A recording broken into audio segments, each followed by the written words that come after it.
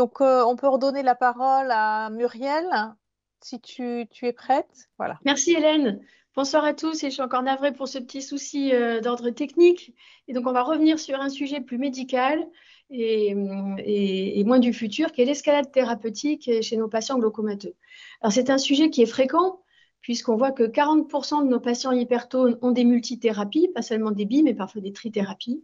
Et c'est plus fréquent encore chez les patients glaucomateux où on estime que 75% de nos patients glaucomateux ont des bithérapies au bout de 2 ans de leur suivi. Alors, quelle est l'indication de l'escalade thérapeutique? Deux indications. Soit parce que notre PIO cible n'est pas atteinte, et je reprends ce schéma employé tout à l'heure par le professeur Abdel, qui nous dit que si je diagnostique chez un patient une hypertension oculaire, j'attends un abaissement pressionnel de 20%, en cas de glaucome débutant de 25%, en cas de glaucome à pression normale 30%, et en cas de glaucome avancé, je souhaite que ma tension soit aux alentours de 12 mm de mercure. Donc j'initie un traitement, ma PIO cible n'est pas atteinte, je vais aller vers une escalade thérapeutique. Et ou si les déficits progressent, c'est-à-dire que parfois on peut atteindre notre PIO cible, mais les déficits progressent, et bien évidemment, la tension cible étant quelque chose d'éminemment individuel, il faudra aller au-delà de ce que les études de cohorte nous ont indiqué. Alors, quelles options? On peut passer d'une mono à une bithérapie, on peut garder notre monothérapie et faire du laser SLT, et puis aller vers une trithérapie, une quadrithérapie, parfois des traitements oraux et la chirurgie. Alors, le problème, c'est que ces multithérapies vont impacter directement l'observance de nos patients. Et on sait que cette observance est assez pauvre dans notre spécialité. Et selon les séries, on voit que 30 à 70% de nos patients n'ont pas une observance parfaite. Et évidemment, les multithérapies sont une cause majeure de non-observance.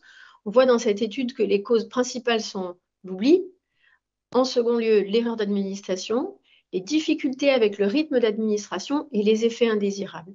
Et ces 4 paramètres sont tous grandement augmentés par le fait de multiplier les thérapeutiques.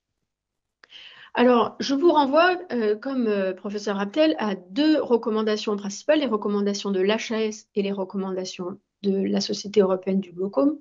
Que nous dit l'HAS? L'HAS nous dit que si notre monothérapie est bien tolérée et efficace, mais que ma tension cible n'est pas atteinte, eh bien, je rajouterai un autre traitement d'une différente classe thérapeutique.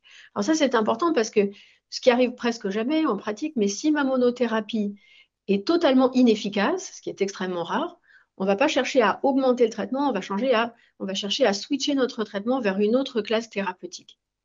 Donc, c'est vraiment quand ma monothérapie est bien tolérée et efficace, mais pas suffisamment. Et dans ce cas-là, l'HAS nous recommande d'utiliser plutôt des combinaisons fixes. Donc, les recommandations de l'EGS sont tout à fait symétriques. On voit sur notre colonne de droite, si notre traitement n'est pas efficace du tout ou non toléré, on va switcher notre monothérapie. Mais à l'inverse, s'il est bien toléré, mais pas suffisamment efficace, je rajoute une seconde molécule ou je réfléchis à un laser SLT. Donc, on nous recommande en priorité des combinaisons fixes. Pour quelles raisons? Tout d'abord parce que les combinaisons fixes sont censées ne pas être inférieures en termes de baisse pressionnelle à chaque principe actif utilisé dans notre bithérapie. Deuxièmement, évidemment, il y a moins de contraintes d'instillation que si on utilise des associations non fixes. On met le collyre qu'une fois par jour. Il n'y a pas de période de washout, ça c'est important parce que quand un patient met 2 collyres, il faut attendre un intervalle de 3 à 5 minutes entre les 2 gouttes. Au bout de 5 minutes, 100% du principe actif du deuxième collyre pénètre dans l'œil. Au bout de 3 minutes, 90% du principe actif pénètre dans l'œil. Et la surface oculaire étant faite pour contenir qu'une seule goutte, si on les met l'une sur l'autre, la seconde chasse la première. Ça permet aussi de respecter les habitudes. Un patient qui avait par exemple une prostaglandine le soir, ça ne va pas le changer beaucoup de passer à une bithérapie le soir. On est bien sûr moins exposé aux conservateurs. Il y a une meilleure tolérance quand on rajoute un bêta-bloquant. Je reprends la communication du professeur Nordman. Le fait de rajouter un bêta-bloquant à une autre classe thérapeutique permet de réduire les effets indésirables de chaque classe thérapeutique, que ce soit les prostaglandines, les IAC ou les alpha-2 agonistes. Et bien sûr, moins on met de traitement, donc si on va vers une combinaison fixe, plus on améliore l'observance. Alors, il y a un petit bémol dans tout ça, c'est quand on parle d'une bithérapie fixe, bêta-bloquant plus prostaglandine. Pourquoi? Parce que dans une combinaison fixe bêta-bloquant-prostaglandine, le bêta-bloquant n'est pas un bêta-bloquant à libération prolongée. Donc, on se prive d'une moitié, entre guillemets, de l'efficacité de notre bêta-bloquant. Deuxièmement, la chronobiologie est perturbée. C'est-à-dire que normalement, on met un bêta-bloquant le matin parce qu'on sait que chez les hypertones, le pic de tension a plutôt lieu au petit matin, à la fin de la nuit, et un bêta-bloquant va agir au bout de 2 heures, alors qu'une prostaglandine va agir au bout de 8 heures.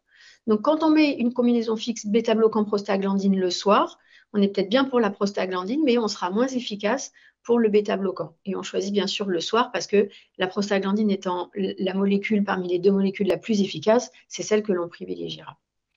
Donc parfois, on peut conseiller au contraire de dissocier pour avoir toute l'efficacité de notre collyre bêta-bloquant. Donc on met le bêta-bloquant le matin et prostaglandine le soir. Quelle est l'efficacité d'une bithérapie par rapport à une monothérapie? Ça n'est pas un effet additif, c'est-à-dire qu'on n'a pas 25% d'abaissement pressionnel avec le bêta-bloquant plus 30% avec la prostaglandine.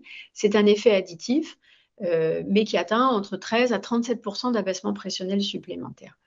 En revanche, dans cette étude menée par le professeur Raptel, qui est très intéressante, elle suit pendant 5 ans des patients qui ont été passés d'une monothérapie à une multithérapie. Eh bien, on voit que grâce à une bithérapie, le rythme de dégradation du champ visuel était réduit de 31%, ce qui est important. Et on le voit dans le reste de l'étude, plus on ajoutait de collyre, plus ce rythme de progression était réduit. Par contre, au prix d'effets parfois indésirables plus importants des multithérapies.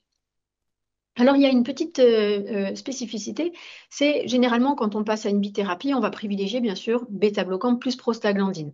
Ça ne se met qu'une fois par jour, c'est la bithérapie la plus efficace. Mais on peut avoir un patient qui a une contre-indication aux prostaglandines. Donc, notre patient est sous bêta-bloquant le matin, il progresse, on passe à une bithérapie. L'association bêta-bloquant-IAC est assez simple, elle existe sans conservateur et on ne la met que matin et soir. Et elle est assez bien tolérée. Ou alors, on peut rester sur notre bêta-bloquant du matin et faire du laser SLT.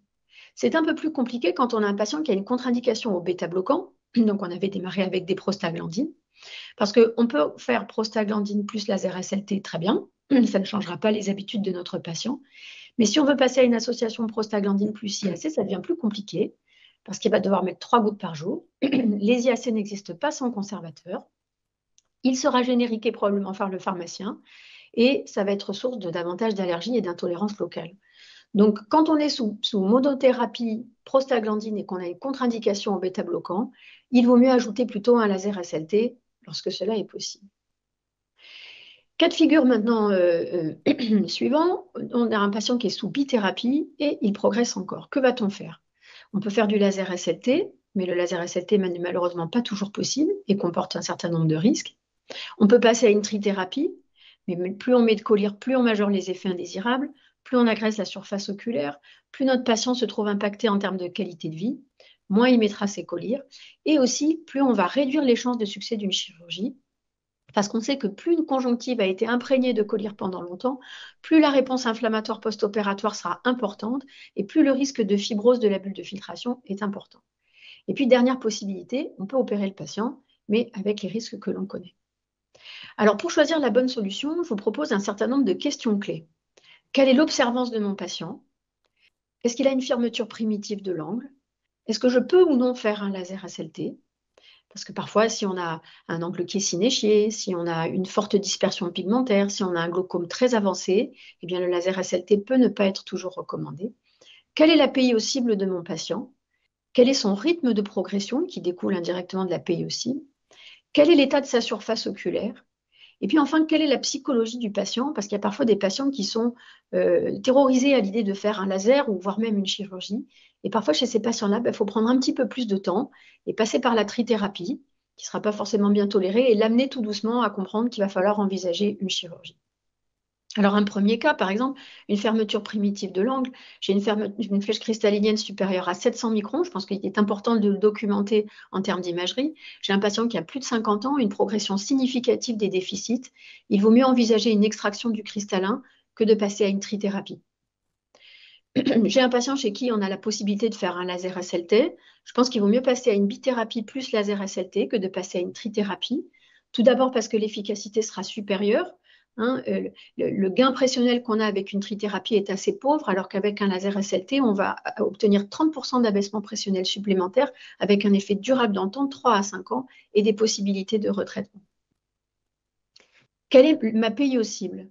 Alors, soit j'ai un patient qui a une tension cible qui est basse, c'est-à-dire j'ai un patient qui a un glaucome avancé, j'ai un patient qui est jeune, j'ai un patient qui a une forte tension, qui a des facteurs de risque additionnels, on les reprécise, dispersion pigmentaire, pseudo-exfoliation capsulaire, myopie forte, mélanodermie, antécédents familiaux, traumatisme, glaucome secondaire, ou si j'ai un patient qui progresse rapidement, il ne faut pas aller à la trithérapie, il ne faut pas aller au laser SLT, il faut opérer ces patients. Il ne faut pas perdre de temps pour que les déficits se majorent, il faut les opérer. À l'inverse, si on a des patients qui ont un glaucome débutant, qui sont plus âgés, qui ont une tension qui n'est pas très élevée, qui ont peu de facteurs de risque additionnels et qui progressent lentement, je peux prendre mon temps pour aller vers une trithérapie ou plutôt idéalement un laser SLT. Vous voyez cette patiente qui a 61 ans, tension 17 sous bithérapie, on a un glaucome pré-périmétrique, pas de déficit sur le champ de vision, mais une dégradation qui est significative. On voit également sur la photo en bas à droite que les déficits se majorent en temporale inférieure de façon significative. Et comme on voit en bas à gauche, on a une pathologie de la surface oculaire importante. Je ne passe pas une trithérapie, je vais proposer une bithérapie plus un laser SLT. Le même cas de figure avec un patient qui n'a pas du tout de pathologie de la surface oculaire, pourquoi pas proposer une trithérapie, en sachant qu'on peut passer de l'un à l'autre. Le laser SLT n'est pas toujours efficace. Il est efficace dans 4 cas sur 5. On a 20% des patients pour lesquels le laser SLT ne sera pas suffisant. On peut commencer par un laser SLT et si ce n'est pas efficace, passer une trithérapie. Et à l'inverse, on peut commencer une trithérapie et si c'est mal toléré, on peut faire un laser SLT et revenir à une bithérapie. Un autre cas, celui d'une patiente jeune, 35 ans, avec des déficits très centraux, une sensibilité rétinienne qui est passée de 16 à 9 en l'espace de 1 an dans un déficit très central. On le voit sur la photographie en bas à droite, sur le flickering, on a aussi vraiment ce déficit qui s'élargit en 1 an de façon significative.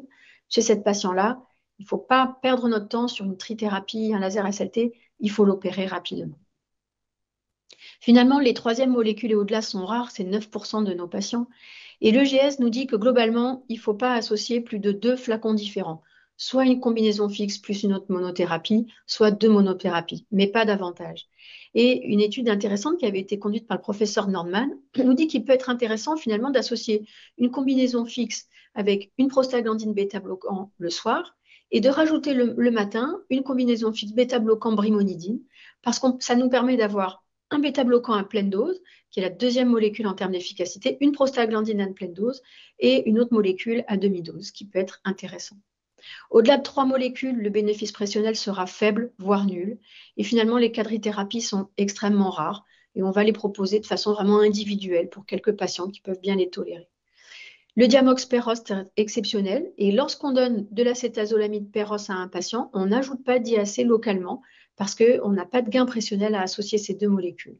Et puis enfin, comme l'a précisé le professeur Labbé, la neuroprotection et le contrôle des facteurs de risque additionnels sont importants.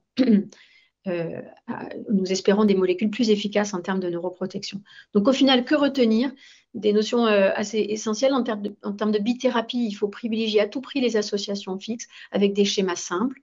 Les multithérapies vont réduire significativement le rythme de progression, mais elles réduisent aussi l'observance de nos patients parce qu'elles augmentent les effets indésirables des collyres. Et enfin, il ne faut pas s'attarder à passer à des trithérapies, des quadrithérapies, des lasers SLT lorsqu'on a un patient dont le pronostic visuel est compromis. Il ne faut pas retarder la réalisation d'une chirurgie. Merci de votre attention.